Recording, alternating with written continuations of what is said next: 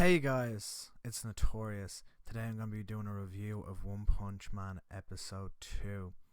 Yesterday I did a review of Episode 1, so let's break down this episode. It starts off with Saitama in his apartment watching the news, and there is a swarm or plague of mosquitoes that are killing and mummifying the animals. At this point, a singular mosquito lands on Saitama and he freaks out. We see in episode 1 that there's all these different creatures and monsters, and he's able to defeat them in just one punch. But this little mosquito is too much for him. Either he can't hit it or he's constantly chasing after it. It's just outsmarting him, and I found that quite funny. Early on in the episode, we're introduced to a new character. Later on in the episode, we find out his name is Genos. He is your stereotypical anime protagonist. He has crazy blonde hair, he's got that serious look, he's got that dark backstory.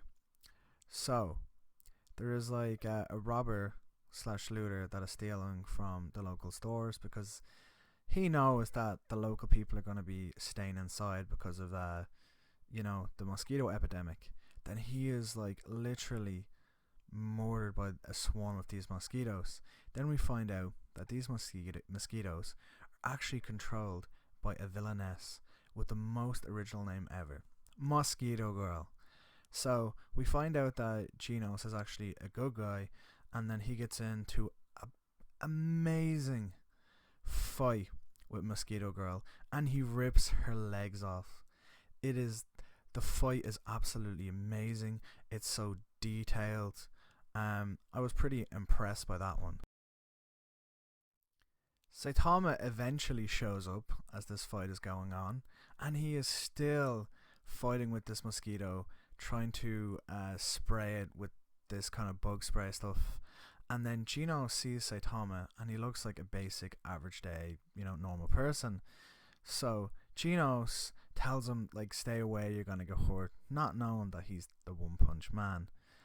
So at this point, Mosquitto Girl sends a big massive swarm of the mosquitoes in like a ball towards Genos, and he has this kind of like fire ability or move that he uses which disintegrates things.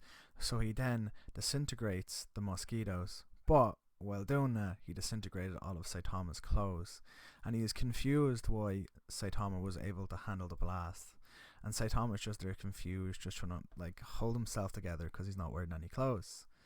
Then a second fight ensues between Genos and Mosquitto Girl, and the Mosquitto Girl almost rips Genos in two, and that's where you get to find out that he's kind of a cyborg. You see some of the wires are hanging out of him and such, and just before he was about to be destroyed, Saitama comes to the rescue, as he usually does, with one punch, takes out Mosquitto Girl.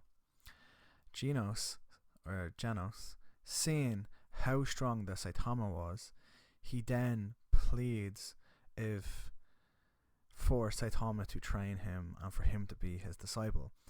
So they go back to Saitama's apartment, and Genos goes in this big, long, dark backstory of how all of his family were murdered by the cyborg, and how he begged this doctor to give him this body modification for him to become a cyborg so he can avenge his family.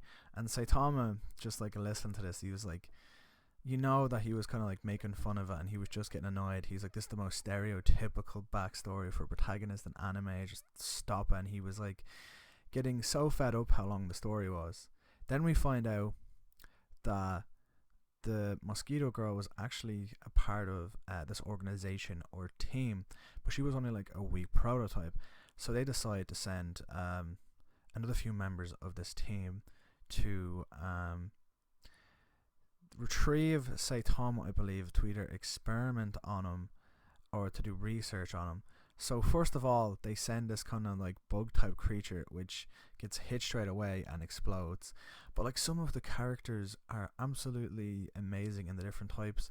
There was like a gorilla cyborg, there was a frog, there was like a mole. There's all these different type of characters. So Genos, obviously, he's fighting them off in this epic battle scene.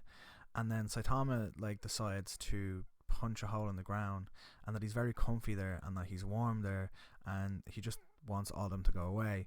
Then he comes to the conclusion that they're not going to do that. So he gets out, and within a matter of seconds is literally killing them with one punch. They're running away, begging for Saitama not to kill them. And Genos is just absolutely amazed with Saitama's power. But I found that quite hilarious.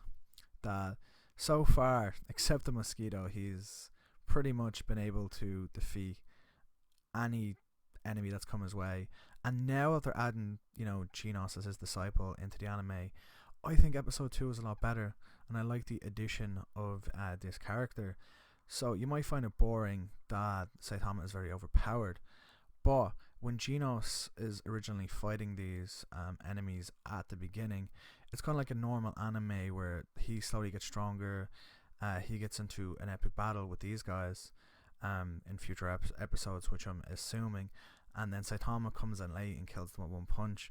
So it adds like a new twist to it, and that's all I have to say about this episode. I think the animation was amazing. Some of the one-liners in it were amazing. Saitama had 3 or 4 of them, especially when Genos was fighting Mosquitto Girl. And I think this is a lot better than episode 1, so I would highly recommend it. And the next episode I'm going to be reviewing is obviously going to be episode 3. So check that out, guys.